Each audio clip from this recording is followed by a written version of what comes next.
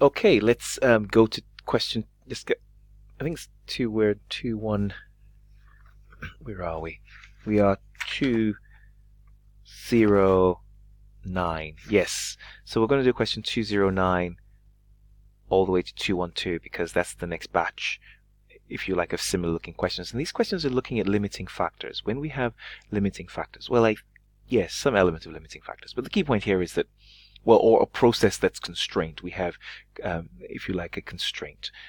And because maybe there's a hold up, maybe there's a breakdown in the machine, so the machine can only do so much. So we have to make the best use of our resource, of that resource. Basically, therefore, the argument is that whoever's giving you the greatest contribution, the highest contribution per hour, but this time we're talking about throughput. And throughput, if you remember, was a type of contribution, but we did not include labor costs. So the only variable cost really here is the material, if you like, and the rest are factory costs, right? So you've done this, but you're reviewing it again. So what are we saying here? So throughput is very much about just selling price minus materials, and that's your throughput, right? Contribution is through selling price minus variable costs. Throughput is literally only considering materials as your variable cost, so to speak. Okay, great, and we're just trying to make the best use of that resource. So this is asking us, if the company concentrates, because you've read this, we only have 40 hours available, and if the company concentrates on producing the product with the highest throughput contribution per hour, so this is the highest throughput contribution, sorry, this is their throughput contribution. We want to know what the highest throughput contribution is per hour.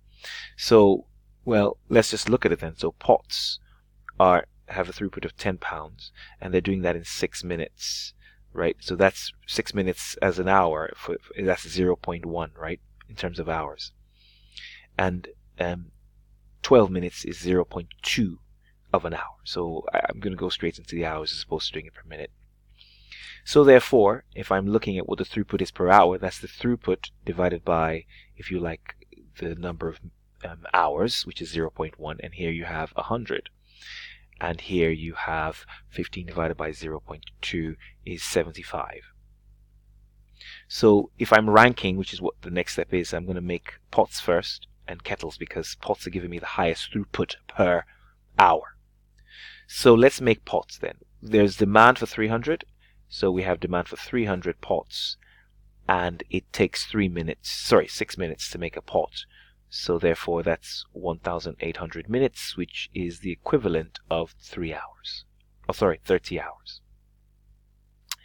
So we've made all our pots, we've used 30 hours. It says we have a max of 40, so we have 10 hours left. So again, 10 hours as minutes, of course, is 600 minutes. And it takes me 12 minutes to make a kettle. So I guess the question here is, how many kettles can I make in 600 minutes? And you can make 50 kettles, right? Can't you? Right. So that's why the answer there is B. And that's how you treat these ones. You kind of deal with them based on the fact that you're looking for the one who's giving you the biggest contribution per hour, or biggest throughput contribution per hour. Okay, let's look at question 210 here. What we're seeing here is telling us that we're trying to find out what throughput contribution is per hour. That's pretty straight. So it's pretty saying that, okay, you're selling for 2, it's costing you 0.8. This is the only material cost, if you like. This is the only cost we consider when we're looking at throughput. So we have £1.20, and it's £1.20 per kilogram, and therefore it's saying that you spend, so for 1,000 kilograms of potatoes, therefore you're spending 90 minutes. We want to know what it is per hour. So 90 minutes is 1.5 hours, right? So ultimately I need to do 1.2 times 1,000 divided by 1.5. It's a ratio. What is this throughput per hour?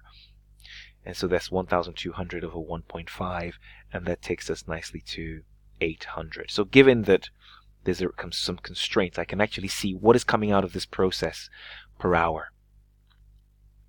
Then we talked about the throughput accounting ratio. Remember it. This is us comparing throughput with the actual costs. We want the throughput ratio to be greater than 1 because the above, the numerator, is the throughput per hour divided by the factory costs per hour. So if the throughput, if almost like revenue is greater than cost, if it's positive, then that's a great idea. That's good. Let's make that product.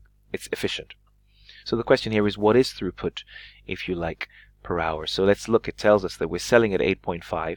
The material cost is 4. So we have a throughput contribution of 4.5. And this is taking us 1.5 hours to kind of... So the throughput per hour is the 4.5 divided by 1.5, which is 3. And let's look at the factory cost per hour. The factory cost tells us this factory cost of 1,200. So that's all the other costs, and that's spread over 300 hours of machine time, and that's 4. So the ratio is 3 over 4, which is 0.75.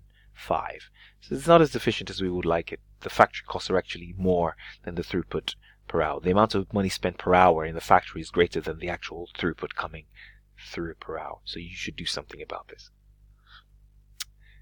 Great. And then question 212, similar to everything we've been doing. This time we're looking at throughput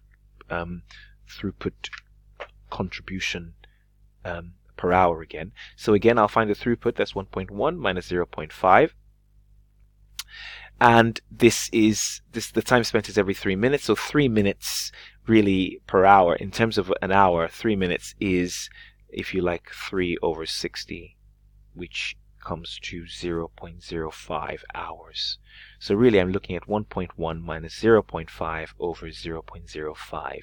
Plug this into your calculator and you should come with the happy answer of 12 pounds. So that's throughput in terms of revision. Yes, great stuff. I'll see you in the next set of videos.